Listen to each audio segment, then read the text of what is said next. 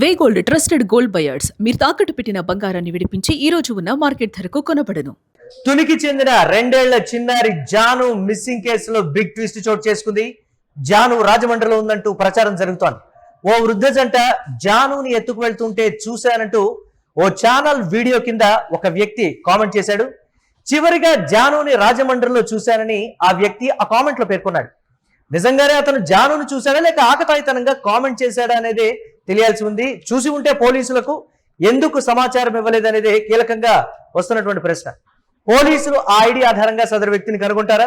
దీనిపై పోలీసులు ఏ స్టెప్ తీసుకుంటారు?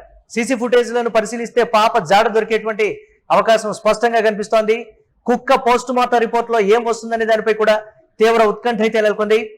ఆ పరిసర ప్రాంతాల్లో ఫెన్సింగ్ దగ్గర బొమ్మ కలకలం అయితే రేపినటువంటి పరిస్థితి ఉంది.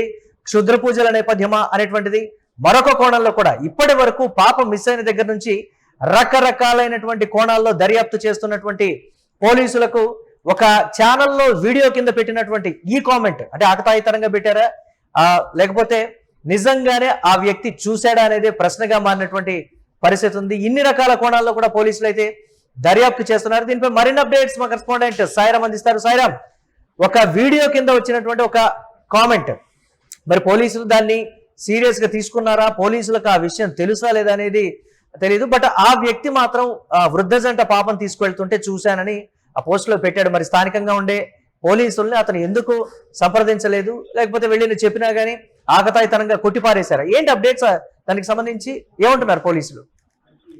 మురళి, కాకినాడ జిల్లా తుని మండలం దొండవాక పంచాయతీ పరిధిలోని సిహెచ్ అగ్రహారం వద్ద 2 ఏళ్ల చిన్నారి జ్ఞానేశ్వరి అదృశ్యమై 11 రోజులు దాటిన కేసు ఇంకా మిస్టరీగానే కొనసాగుతుంది. రోజులు గడుస్తున్న కొద్దీ కూడా ఒకదాని తర్వాత ఒకటి కొత్త పరిణామాలు అయితే వెలుగులోకి వస్తుందంటే ఈ కేసుపై రాష్ట్ర వ్యాప్తంగా అయితే ఉత్కంఠత నెలకొంది. ఈ జూన్ 6వ తేదీ కామాలతోట సమీపంలో కనిపించిన జాను అనంతరం అదృశ్యమైంది. మొదట చిన్నారి అడవిలో దారి తప్పి ఉండొచ్చని భావించిన అధికారులు భారీ ఎత్తున అయితే గాలింపు చర్యలు చేపట్టారు. పోలీసులు, అటవీ శాఖ, ఎన్డీఆర్ఎఫ్ బృందాలు, అటు స్థానికులు కలిసి వందలాది ఎకరాల పరిధిలో జల్లెడ పట్టారు. అయితే కొండ ప్రాంతాలు, లోయలు, వర్షపు నీటి ప్రవాహాలు, తుప్పలు, పామాయిల్ తోటలు అన్ని వెతిన చిన్నారి జాడ మాత్రం లభించలేదు. దర్యాప్తు కొనసాగుతున్న సమయంలో ఈ కేసులో కీలకంగా మారిన పెంపుడు కుక్క కూడా కొత్త చర్చకైతే దారితీసింది. జానుతో పాటు తిరిగి వచ్చింది. దీంతో దానికి జీపీఎస్ ట్రాకర్ సంబంధించి పోలీసులు గాలింపు చర్యలు చేపట్టిన దాన్ని ఆశించిన సమాచారం లభించకుండా కుక్క అయితే మృతి చెందడం జరిగింది. దీంతో కేసులో కీలక ఆధారంగా భావించిన అంశం కూడా మాయమైపోవడంతో ప్రస్తుతం కుక్క పోస్ట్ మార్టం నమూనాల కోసం అయితే వెయిట్ చేయడం అయితే ఏ అయితే సర్టిఫికేట్ ఫారెన్సిక్ నివేదిక కోసం అయితే వెయిట్ చేస్తున్నారు. అయితే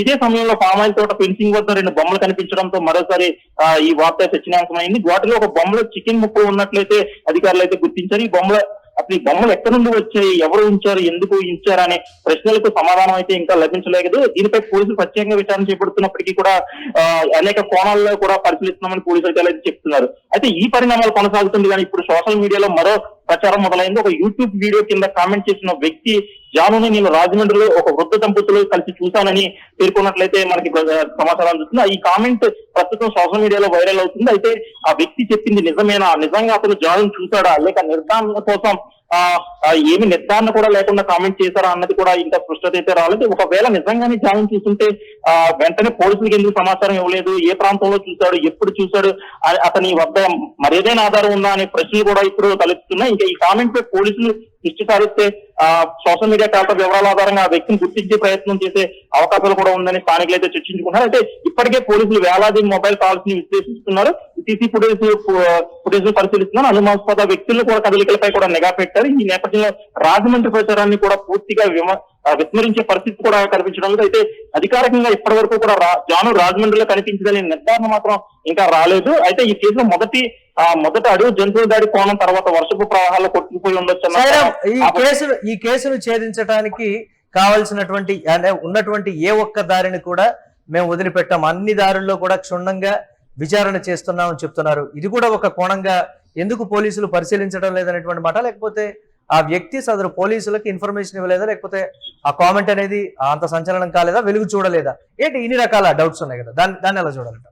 ఎస్ మురళి, నిజంగా అతను బస్ స్టాప్ లో ఆ జాహ్నవిని చూసి వృద్ధ దంపతుల దగ్గర ఎవరి దగ్గర జాహ్నవి చూసానని అతను వీడియోలో కామెంట్ చేశారు తప్ప ఎవరికి కూడా అధికారం అంటే అక్కడ రాజమండ్రి ఆ బస్ స్టాప్ దగ్గరలో ఉన్న పోలీస్ స్టేషన్ కి వెళ్ళి కానీ లేకపోతే ఎవరికైనా ఫోన్ చేసి కానీ ఎవరికి కూడా అధికారంగా అయితే ఆయన ఏం చేయలేదు. కేవలం ఒక వీడియో కింద కామెంట్ మాత్రమే చేశారు. ఆ కోణంలో ఇది కేవలం ఆకతాయిలు పనా లేకపోతే నిజంగా చూసారన్న కోణంలో అయితే ఒక డైనమాల్ అయితే అందరూ ఉన్నట్లయితే తెలిసింది. కానీ ఏదేమైనా సరే జాహ్నవి కేసుకు సంబంధించి ఏ చిన్న ఆధారం దొరికినా సరే ఎట్టి పరిస్థితుల్లో కూడా మేము వదిలేదు. ఖచ్చితంగా ఆ అకౌంట్ బట్టి అంటే ఎవరైతే కామెంట్ చేశారో ఆ కామెంట్ బట్టి ఖచ్చితంగా మేము అతను ట్రేస్ చేసి ఎక్కడ చూసారు ఏంటని ఆ కోణంలో పరిశీలించి ఖచ్చితంగా ఆ ఏరియాలో సంబంధించి ఏమైనా సిసి ఫుటేజ్ ఉన్నా సరే ఖచ్చితంగా వాటిని కూడా పరిశీలించి అసలు ఏం జరిగింది, ఎవరైనా నిజంగా తీసుకెళ్లారా ఏంటనే కోణంలో కూడా మేము పరిశీలిస్తాం, చర్యలు తీసుకుంటాం అని చెప్పేసి పోలీసు అధికారులు కూడా చెప్తున్నారు. ప్రస్తుతం అయితే ఈ కేసులో అందరి చూపు కూడా రెండు అంశాలపై దాగి ఉంది. ఒకటి సాగుతున్న గాలింపు చర్య, రెండోది కుక్క పోస్ట్ మార్టం నివేదిక అని చెప్పుకోవచ్చు. ఎందుకంటే ఆ నివేదికలో ఏమైనా కీలక సమాచారం బయటపడితే ఇప్పటి వరకు వచ్చిన అనుమానాల్లో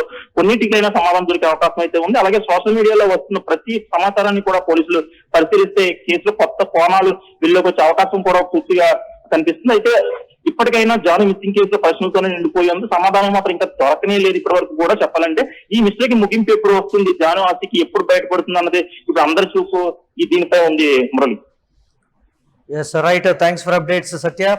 దాదాపుగా 11 రోజుల నుంచి 2 ఏళ్ల చిన్నారి జాను మిస్సింగ్ మిస్టరీ అయితే వేడటం లేదు. అన్ని కోణాల్లో దర్యాప్తు చేస్తున్నాం, ఉన్నటువంటి ప్రతి అంశాన్ని కూడా పరిశీలిస్తున్నాం, అనుమానం ఉన్నటువంటి ప్రతి వ్యక్తిని విచారిస్తున్నాం. కానీ ఎక్కడా చిన్న క్లూ కూడా దొరకడం లేదు. చిన్నారి జాను ఎటువైపు వెళ్ళిపోయింది, దాదాపుగా పెద్ద పామాయిల్ తోట అయితే ఉన్నటువంటి పరిస్థితి, ఆ తోట దాటి బయటికి వెళ్ళే సిచ్యువేషన్ లేదనేటువంటి మాట. కానీ ఒక ఛానల్లో ఉన్నటువంటి ఒక వీడియో కింద ఉన్నటువంటి ఒక కామెంట్ ఇప్పుడైతే సెన్సేషన్ క్రియేట్ చేస్తోంది. రాజమండ్రిలో ఒక వృద్ధ జంట జానుని తీసుకువెళ్తుంటే నేను చూశాను. ఇది ఆ వీడియో కింద చాట్ బాక్స్ లో కామెంట్ రూపంలో అతను పెట్టింది.